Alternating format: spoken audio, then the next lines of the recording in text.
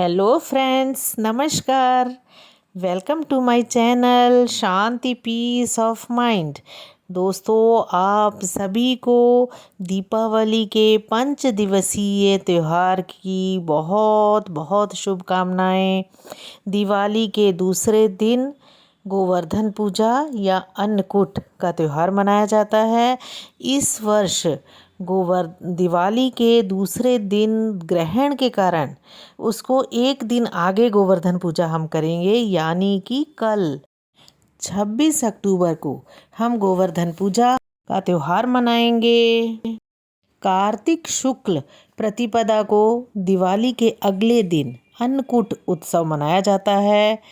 इस वर्ष एक दिन आगे कर दिया क्योंकि दिवाली के अगले दिन सूर्य ग्रहण था, जो साल का अंतिम सूर्य ग्रहण था।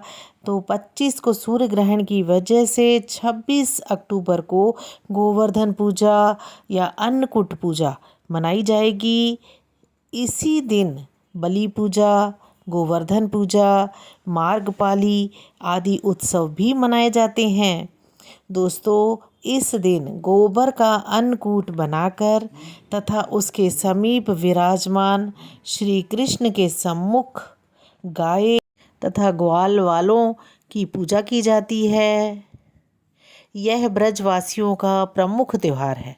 इस दिन मंदिरों में विविध प्रकार की खाद्य सामग्रियों से भगवान का भोग लगाया जाता है। दोस्तों, अब हम पूजा विधि विधान पर चर्चा करते हैं। इस दिन सुबह अन्नकूट की रसोई बनाते हैं। सब तरह की मिठाई बनाकर भगवान जी को भोग लगाया जाता है। ब्राह्मण को भी भोजन कराया जाता है और अन्नकूट का प्रसाद सबको बांटकर खुद भी प्रसाद लें। सुबह नहा धोकर पहले गोवर्धन जी की पूजा करें। गोवर्धन गोबर से बनाएं। गोवर्धन पर जल, मौली, रोली, चावल, फूल, दही, तेल और तेल में भिगोकर रुई और तेल का दिया जलाएं। मूंग की दाल, चीनी और 4 गुड़ की सुहाली, दक्षिणा, सफ़ेद कपड़ा चढ़ाएं और गोवर्धन के सिर पर झरनी रख दें।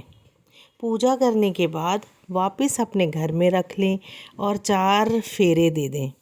गोवर्धन के गीत गाएं, 4 बंधावे गाएं और पूजा का चढ़ावा पंडितानी को दे दें। इस प्रकार गोवर्धन जी की पूजा करें। आइए दोस्तों, अब हम इसकी कथा सुनते हैं। एक दिन भगवान श्री कृष्ण ने देखा कि पूरे ब्रज में तरह तरह के मिष्ठान तथा पकवान बनाए जा रहे हैं। पूछने पर पता चला कृष्ण भगवान को कि यह सब वक्रासुर संहारक मेघ देवता देवराज इंद्र की पूजा के लिए तैयार हो रहा है। इंद्र की प्रसन्नता से ही वर्षा होगी, गायों को चारा मिलेगा तथा जीविकोपार्जन की समस्या हल हो जाएगी। यह सुनकर भगवान श्री कृष्ण ने इंद्र की निंदा करते हुए कहा कि उस देवता की पूजा करनी चाहिए जो प्रत्यक्ष आकर पूजन सामग्री स्वीकार करे।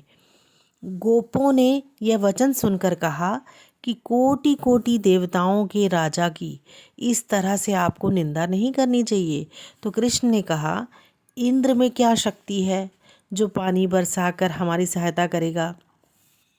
उससे तो शक्तिशाली तथा सुंदर यह गोवर्धन पर्वत है जो वर्षा का मूल कारण है और इसकी हमें पूजा करनी चाहिए।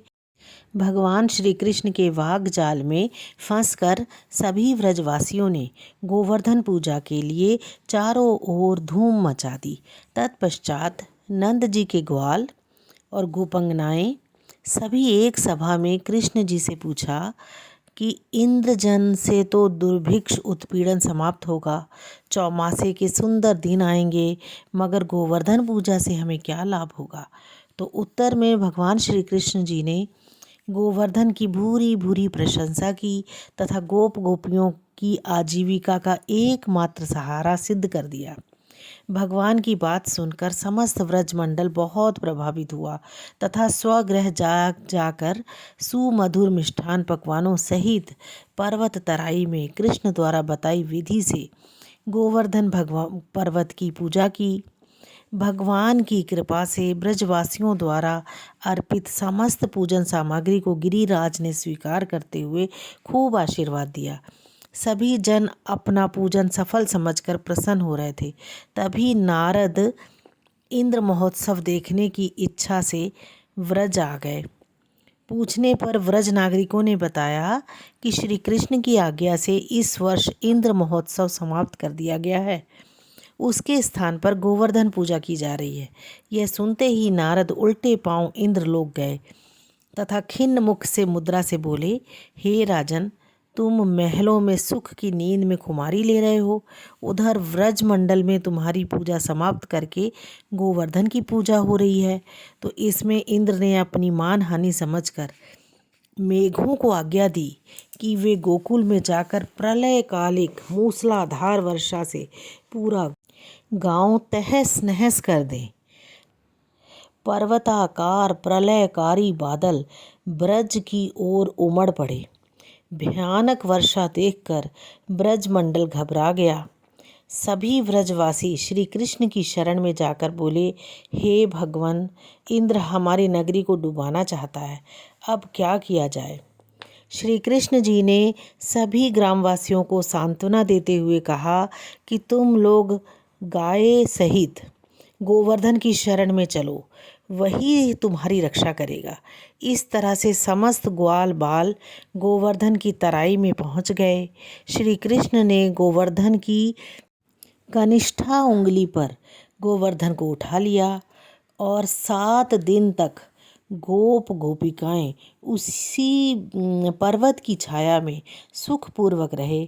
भगवान की कृपा से उनको एक छींटा भी ना लगा पानी का।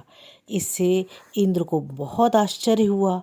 तब भगवान की महिमा को समझकर तथा अपना गर्व नष्ट कर वह स्वयं ब्रज में गया और भगवान श्री कृष्ण के चरणों में गिरकर अपनी मूर्खता पर महान पश्चाताप किया। 7वें दिन भगवान ने गोवर्धन को नीचे रखकर इसी भांति प्रतिवर्ष गोवर्धन पूजा करके अन्नकूट उत्सव मनाने की आज्ञा दी। तभी से यह उत्सव अन्नकूट के नाम से मनाया जाने लगा। जय श्री कृष्ण।